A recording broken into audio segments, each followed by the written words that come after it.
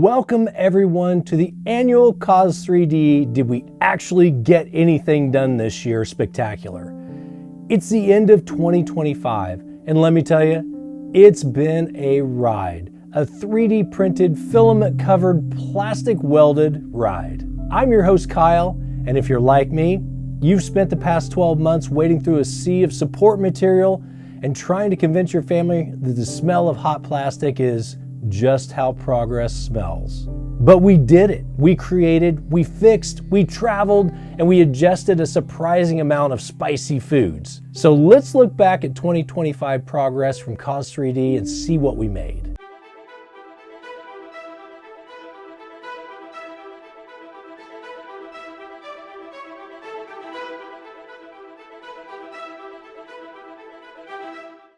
At the beginning of the year, I redesigned my entire Vader build and tried to do it on a budget for my display in my man cave. I dipped my toe into building helmets from Warhammer 40K and even made a floating Luke Skywalker lightsaber. That still gets more comments from visitors than most anything else I made this year.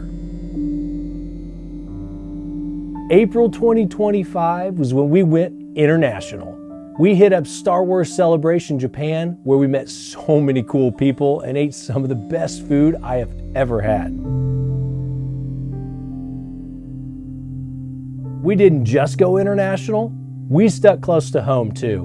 And we vended at Indianapolis Comic Con, Indianapolis PopCon, St. Louis GalaxyCon, Columbus GalaxyCon, and as well as a small venue called PeoriaCon. And I must say, even though it was a small show, it was a great experience with fantastic people. Our next highlight, the ongoing battle with new printer technology.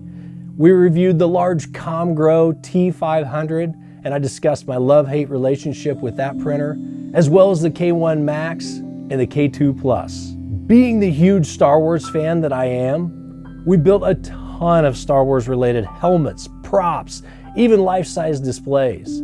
Some of my favorites are not in any particular order, but they are Lord Starkiller, the AT-AT driver helmet, the K2 SO head, the full-sized B1 battle droid, and the tech helmet from Bad Batch. And my favorite build was the Boba Fett bust and helmet stand from my personal collection. We didn't do just Star Wars themed helmets either. Don't forget about the challenging build of the Dark helmet and how we designed a head harness that made those great files from the Galactic Armory wearable just in time for Halloween. With the new Spaceballs movie in the works, jump over and watch that video so you're ready for premiere night with your very own wearable Dark helmet. Let's not forget about the biggest debate we had all year in the shop though, about whether to use a plastic welder on a prop or just use glue and a prayer to hold our cosplay items together. Spoiler alert, we always use the plastic welder. Now, speaking of utility, we dropped a sandpaper video back in August to help you select the right grit and the right brand for finishing 3D printed materials,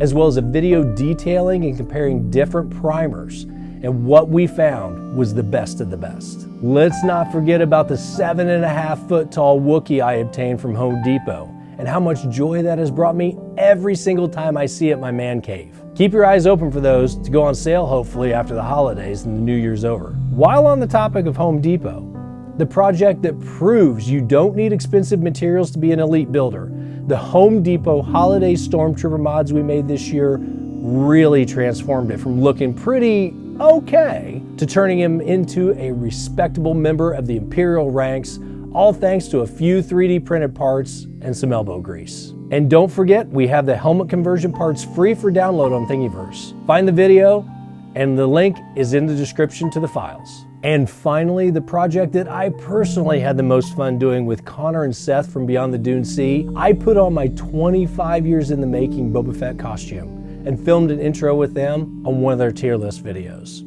Make sure you go check that one out too, because it was a blast and it ended with a thermal detonating bang. What a year. From printer reviews to conquering conventions and a plastic welder that changed everything in the shop.